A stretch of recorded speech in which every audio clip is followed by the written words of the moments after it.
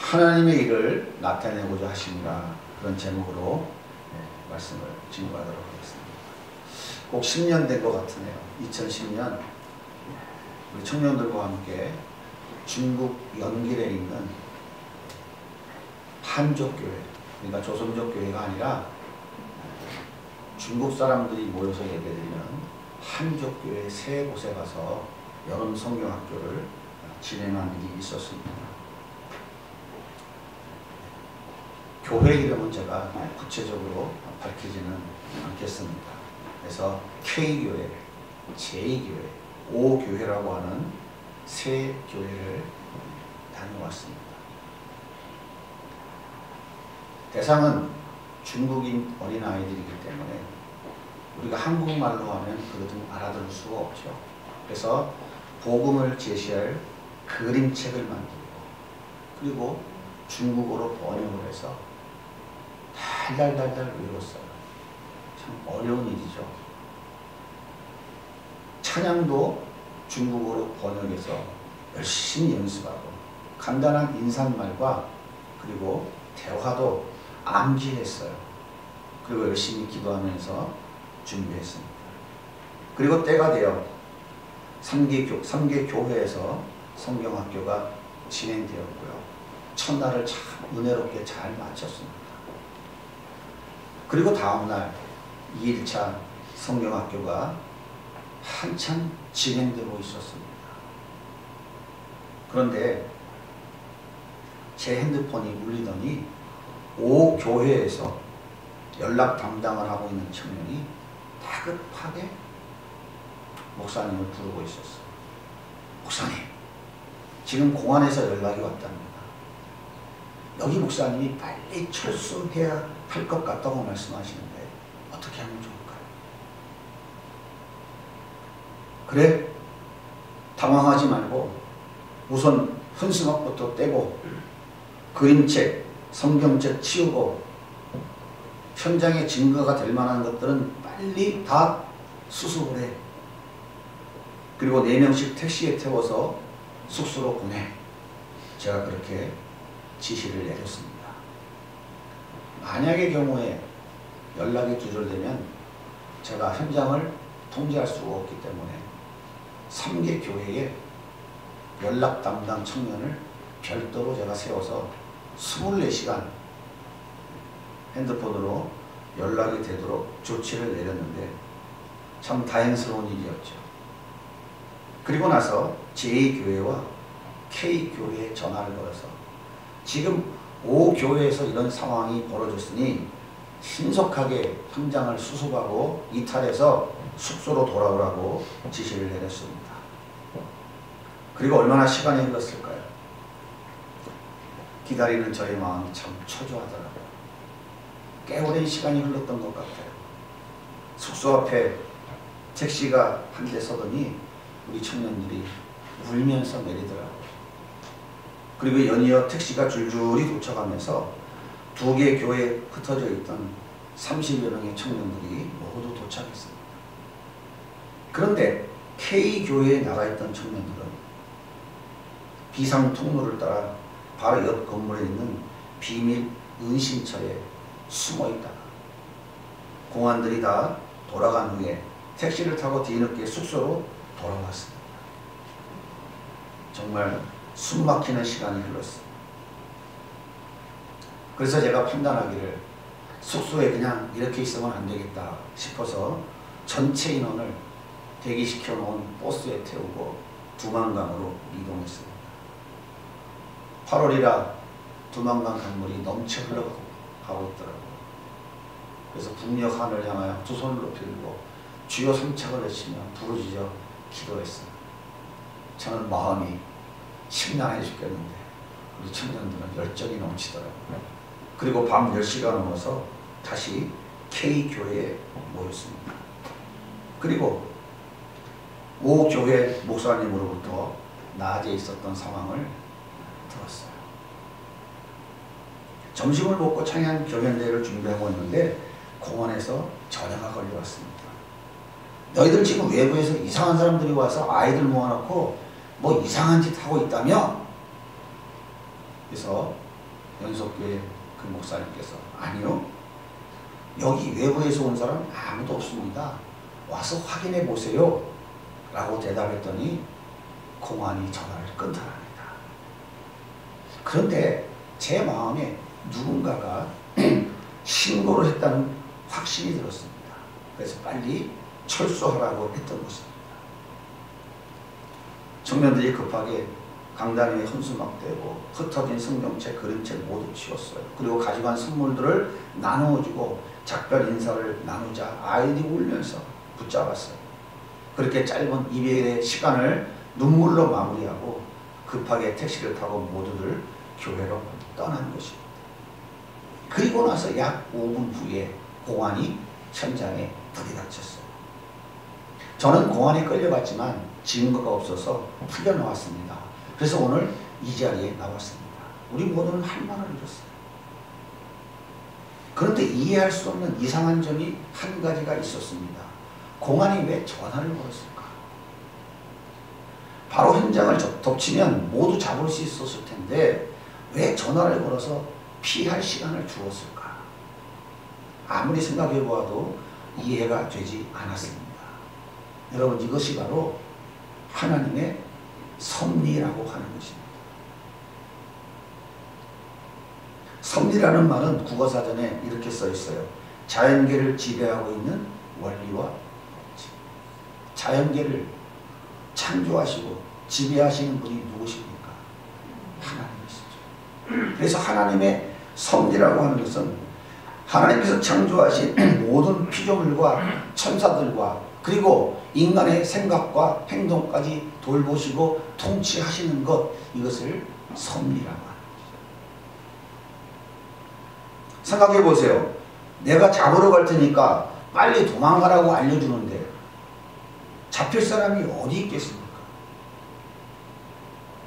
만약에 한 사람이라도 붙잡혔으면 우리 50명은 모두 붙잡혔을 것입니다.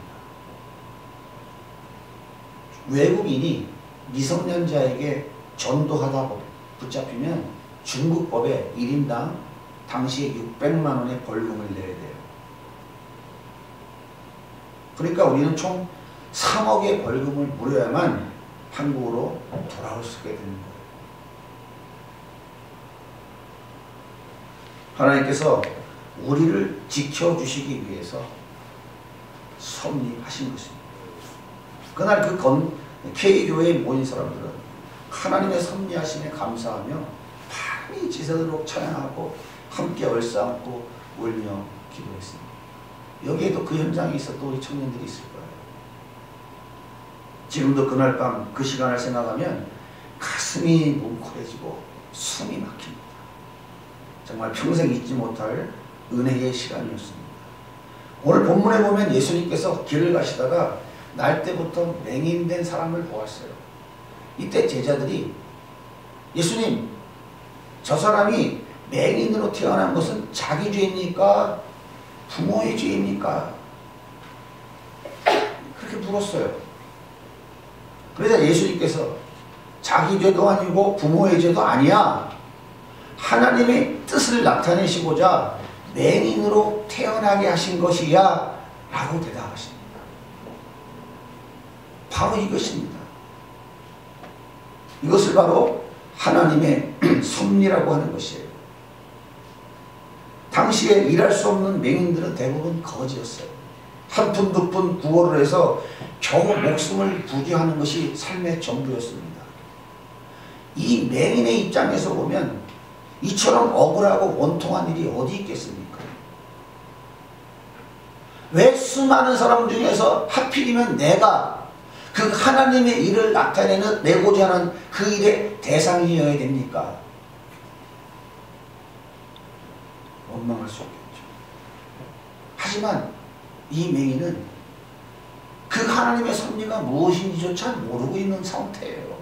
그런데 우리 예수님께서 내가 너를 맹인으로 태어나게 한 것은 내 뜻을 이루고자 함이라고 제자들에게 설명해 주고 있다 이 말이죠. 분명한 것은 맹인은 아직 모르고 있다는 사실이에요. 우리 주변을 돌아보면 저 사람이 왜 저런 아픔과 어려움을 겪어야 할까요? 도대체 무슨 잘못이 있어서 우리 앞에 이런 일이 벌어지는 것일까요? 특별히 신앙생활을 잘하는 사람들이 고난당하는 모습을 보면 이해가 잘 되지 않습니다. 악한 사람들이 더 잘 되는 것을 보면 분노가 일어나기도 합니다. 정말 우리의 이성과 경험으로 헤아릴 수 없는 부분이 많이 있습니다. 그런데요, 그것은 우연이 아니라 하나님의 섭리 가운데 있다는 사실을 우리는 기억해야 돼요. 우리의 이성과 경험으로 이해가 되든지 이해가 되지 않던지 간에 우리의 삶의 우연은 단 하나도 없습니다.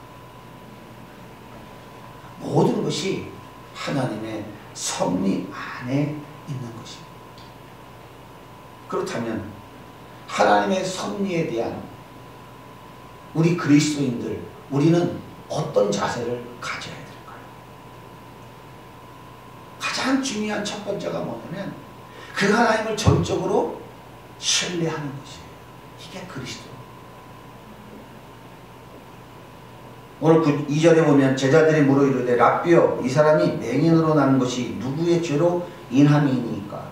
자기니까 그의 부모니까? 예수님, 저 사람이 맹인으로 태어난 것은 자기 죄 아니면 부모의 죄 때문이잖아요. 원인이 있기 때문에 결과가 있는 것이지 그렇지 않고 어떻게 저런 일이 벌어질 수 있습니까? 제자들은 지금 예수님 앞에서 인과 응보가 확실하다고 단정하고 있는 거예요. 그렇습니다.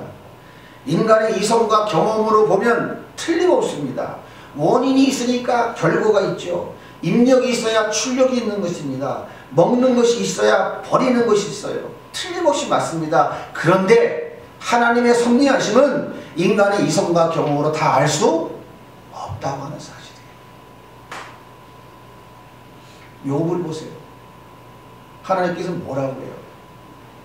죄라고는 찾아볼 수 없는 의인이라고 극찬을 했던 사람입니다. 그런 사람이 욥이에요.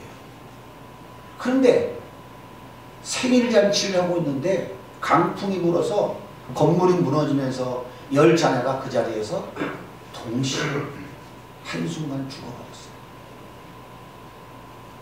동방에 제일 가는 그 많은 재산도 한순간 다 잃어버렸습니다. 나를 이해해주고 끝까지 나를 지켜줄 것이라고 확신했던 아내마저 하나님을 저주하고 떠나버렸어요. 그리고 온 몸이 악창이 나서 피고름이 흐르고 구더기가 벌벌벌 기어다니고 너무 가렵고 아파서 잿더미에 올라앉아서 기왓장을 깨서 푹푹 살이 헤어지도록 긁어야 하는 감당할 수 없는 육체의 고통 가운데 빠지고 말았어요. 그리고 그 많던 친구도 이웃도 다 떠나버렸어요. 그런데 욥을 더욱 가슴 아프게 만든 것은 친구들이 찾아와서 이렇게 얘기하잖아요. 야, 너 지금 네가 당하고 있는 그 불행은 말이야, 너 죄 때문이야. 네가 죄진 건 아니냐면 그럴 수가 있겠어? 정죄하는 것이었어요. 아무도 욥의 무지함과 정직함을 알아주는 사람이 없었습니다. 하나님도 인정했던 욥, 죄와는 거리가 멀었던 욥, 이 욥이 당하는 현실을 인간의 이성과 경험으로 어떻게 다 이해할 수 있겠습니까? 여러분, 이것이 우연한 일일까요? 아니죠. 이것이 바로 하나님의 섭리하심이라고 하는 거예요. 그럼 왜 하나님께서 욥에게 이런 섭리를 하셨을까요? 도대체 그 의도가 뭘까요?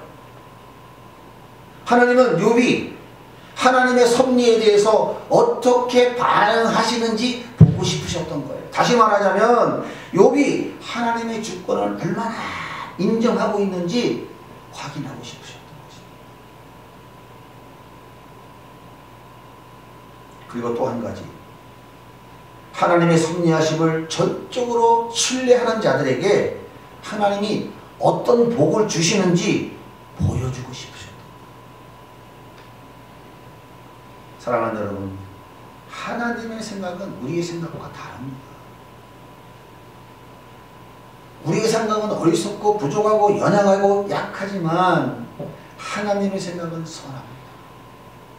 안전하고 완벽하며 아름답고 멋집니다.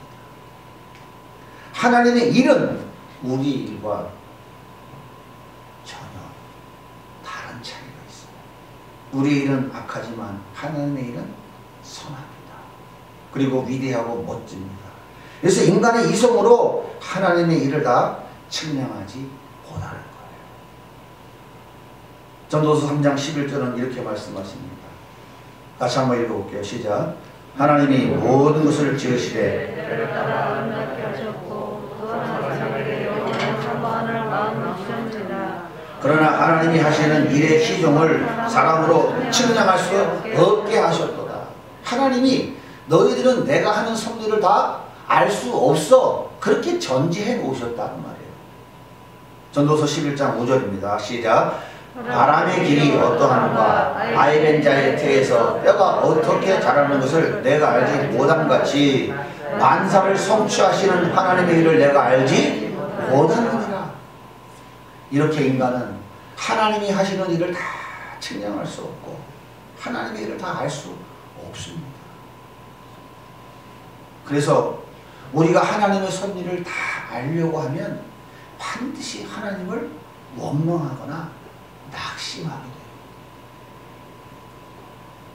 그러므로 우리가 해야 될 일은 어린아이가 어머니를 전적으로 신뢰하듯이 하나님의 섭리하심을 전적으로 신뢰하는 것입니다. 신뢰하지 못하면 100% 원망하고 불평하다가 다 무너지게 되어 있어요. 이스라엘 백성들을 하나님께서 광야길을 건너 데리고 가시려고 했던 곳이 어디입니까? 가나안 땅이었어요. 적과 꿀이 흐르는 땅. 하나님이 통치하고 다스리는 나라. 그런데 그 광야길을 통해서 이스라엘 백성들은 하나님의 섭리하심을 몰랐어요.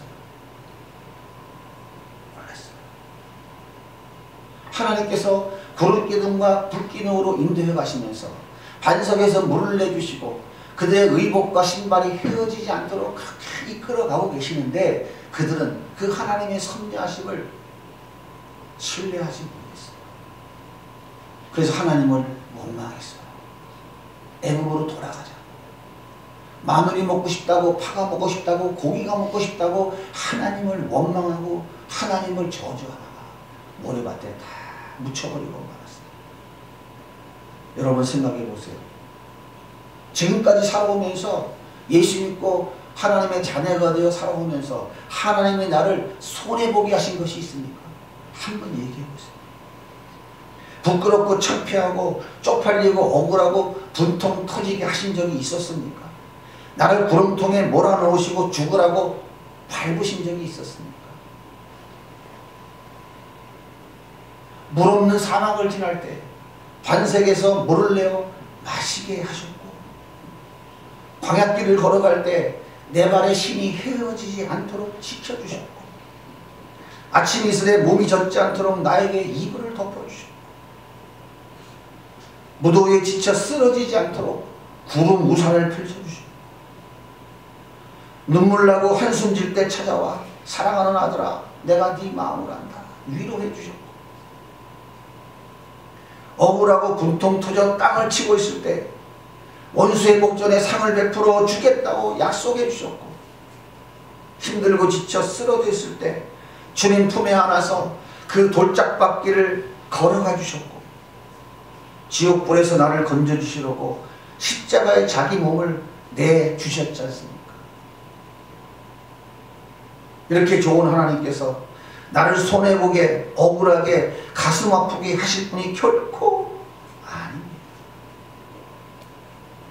고통의 수렁 속에 몰아넣고 가슴을 치게 하실 분이 결코 아닙니다. 그러므로 하나님께서 때때로 우리의 삶에 나의 이성과 경험으로 이해할 수 없는 특별한 섭리를 행하실 때에 우리는 그 하나님을 신뢰해야 돼요. 눈앞에 보이는 현실을 바라보며 낭망하지 말고 낙심하지 말고 그냥 그 좋으신 하나님을 신뢰하시면 됩니다. 이것이 하나님의 섭리하심에 대한 우리의 바른 자세. 더 나아가서 그 하나님의 섭리 안에는 반드시 선한 뜻이 있다라고 하는 확신을 가져야 돼요. 하나님의 섭리 안에는 반드시 선하신 하나님의 뜻이 있다. 이것을 확신하는 거예요. 제자들이 날 때부터 맹인된 사람에게 인과 응보의 결과라고 단정하자 예수님께서 뭐라고 그래요? 아니야! 하나님의 하시는 일을 나타내고자 소경으로 태어나게 하신 거야 라고 말씀하십니다. 얼마나 놀라운 사실입니까? 3절을 보세요. 예수께서 대답하시되 이 사람이나 그 부모의 죄라 인한 것이 아니라 그에게서 하나님이 하시는 일을 나타내고자 하십니다. 여러분, 하나님이 너무 심한 것 같습니까? 왜 굳이 소경으로 나 태어나게 해서 그토록 고생시키면서까지 해야 됩니까? 사랑하는 여러분, 우리는 이것을 하나님의 주권이라고 하는 거예요.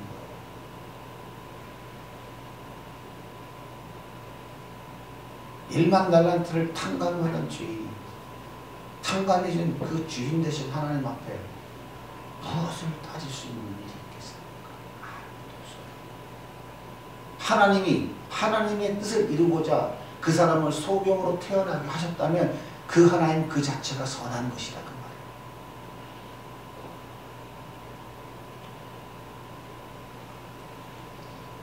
하나님이 나타내고자 하시는 그 일은 선할까요, 악할까요?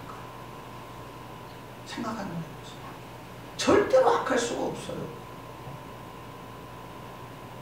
그러므로 내 삶에 하나님이 섭리하심이 있다고 판단될 때, 아, 내가 지금은 잘 모르겠지만 분명히 하나님의 선하신 뜻이 있구나 라고 우리는 믿음으로 수납해야 된다. 이게 바른 자세예요. 그렇지 않으면 우리는 하나님을 원망하게 되고 불평불만을 쏟아야 되게 됩니다. 그러면 모든 것이 다 망가지게 됩니다. 우리가 그동안 준비해왔던 사역이 지금 잠시 멈출 수밖에 없는 상황을 맞았습니다. 이때 우리는 이런 고민을 하게 돼요. 그동안 얼마나 열심히 기도하며 준비해왔는데 왜 이런 결과가 찾아왔을까? 도대체 어디서부터 무엇이 잘못된 것일까? 여러분, 고민하지 마시기 바랍니다. 절대로 이 일로 깊이 묵상하지 마시기 바라요. 이것이 바로 하나님의 섭리인 것입니다. 누구의 죄도 아니고 누구의 책임도 아니고 누구의 잘못도 아닙니다. 제자들처럼 자기의 죄입니까? 부모의 죄입니까? 인과 응보의 결과라고 단정하는 어리석음을 범해서는 안 되는 것이에요. 하나님의 선하신 뜻을 이루기 위해서 하나님의 섭리 안에 있는 일이다라고 우리는 믿음으로 받는 거예요. 그렇지 않으면 어떻게 될 것 같아요? 보세요. 우리 일도 우리 교회 일도 아닙니다. 하나님이 기뻐하시는 일이에요. 하나님의 일입니다. 그럼에도 불구하고 잠시 멈추게 하신 것은 하나님의 선하신 뜻이 그 안에 담겨있기 때문인 거예요. 그 뜻이 무엇인지 우리는 다 알지 못합니다. 그리고 그 뜻을 다 알 필요도 없어요. 다만 하나님은 잘 안 된 것 가지고 더 잘 되게 하시고 화가 변화에 복되게 하시고 우리가 알지 못하는 그 놀라운 계획을 가지고 계시다고 하는 사실을 우리는 믿기만 하고 아멘하고 엎드려 순종하면 되는 거예요. 그래서 바울이 로마서 8장 28절에 이렇게 외치고 있는 거예요. 같이 읽겠습니다. 우리가 알거니와 하나님을 사랑하는 자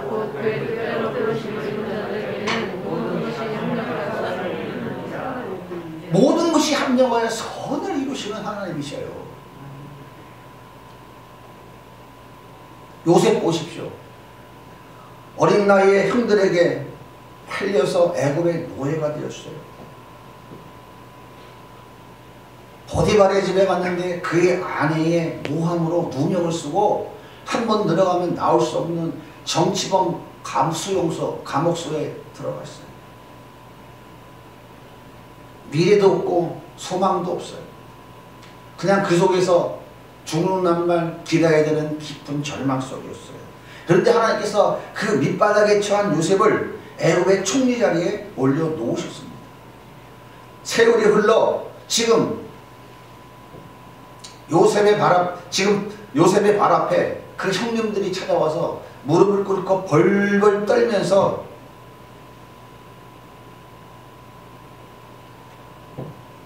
엎드려 있습니다. 이때 요셉이 뭐라고 말합니까? 요셉이 이렇게 말해요. 창세기 45장 5절입니다. 같이 읽을게요. 시작. 당신들이 나를 이곳에 팔았다고 해서 근심하지 마소서. 한탄하지 마소서. 하나님이 생명을 구원하시려고 나를 당신들보다 먼저 보내셨나이다.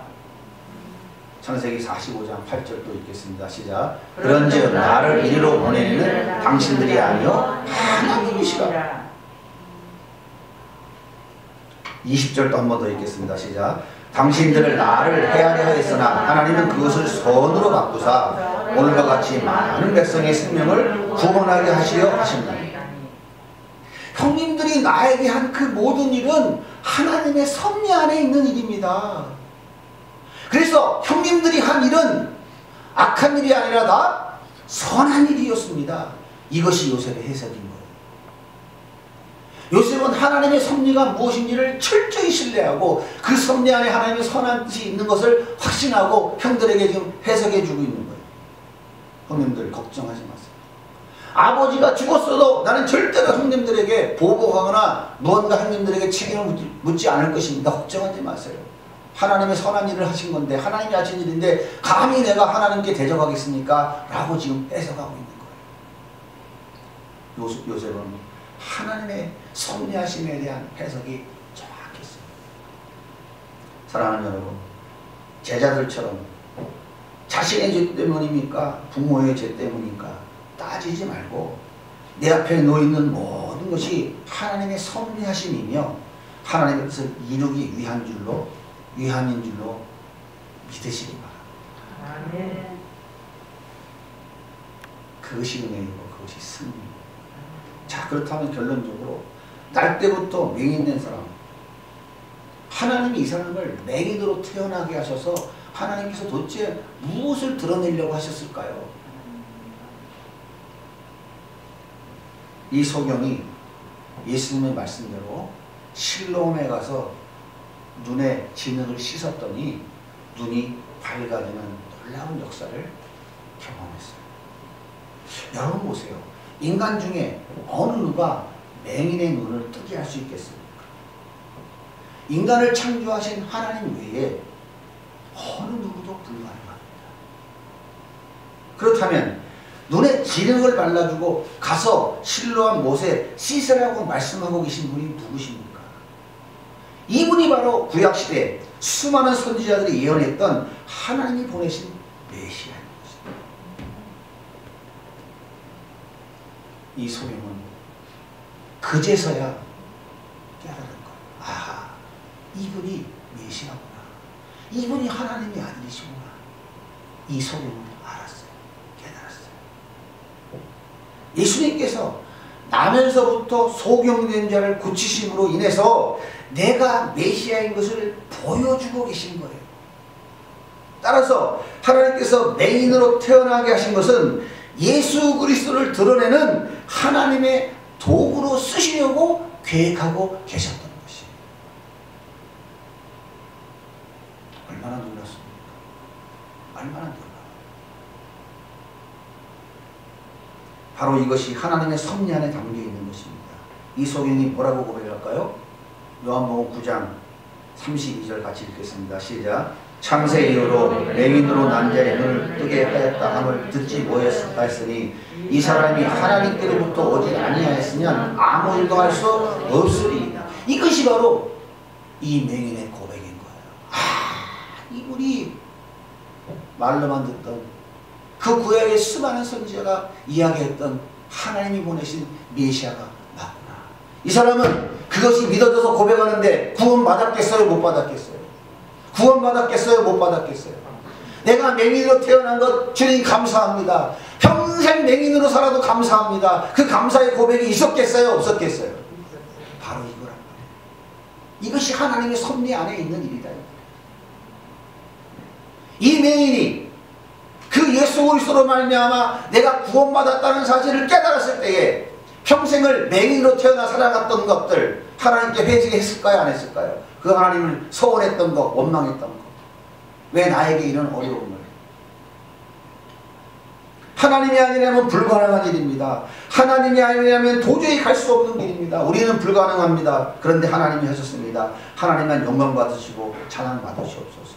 그렇게 예수 그리스도를 높이고 인정하고 고백하는 도구로 사용하기 원하시는 것이 하나님의 섭리의 궁극적 목적인 것입니다. 이게 결론인 거예요.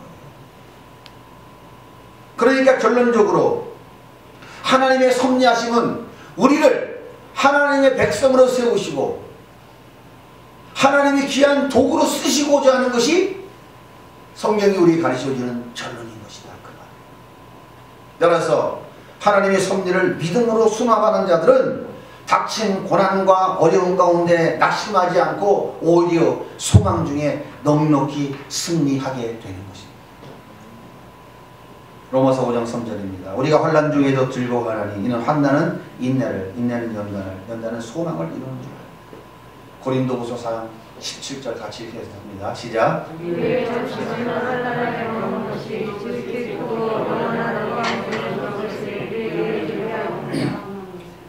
사랑하는 여러분, 하나님의 섭리 안에는 하나님의 선하신 뜻이 있음을 신뢰해야 됩니다.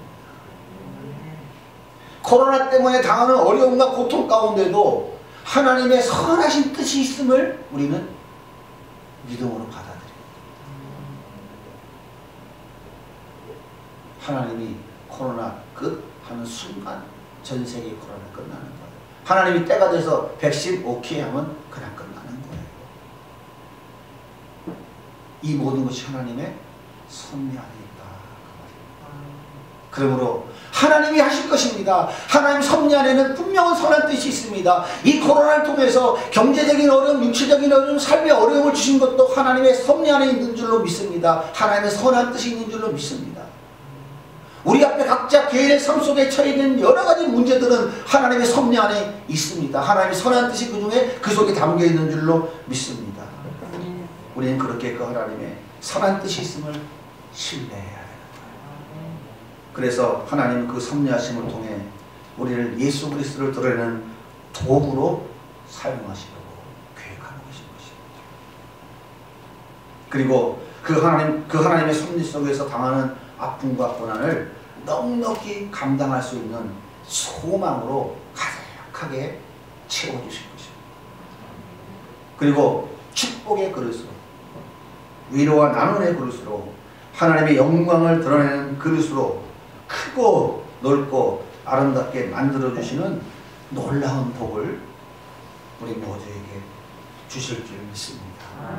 하나님의 섭리하심을 믿고 믿음으로 순합하고, 하나님의 섭리하심을 믿음으로 순합하고 감사로 승리하는 주의 성도들이 될 수 있기를 예수님의 이름으로 간절히 소원합니다. 함께 우리 찬양하고 기도하십시다. 하나님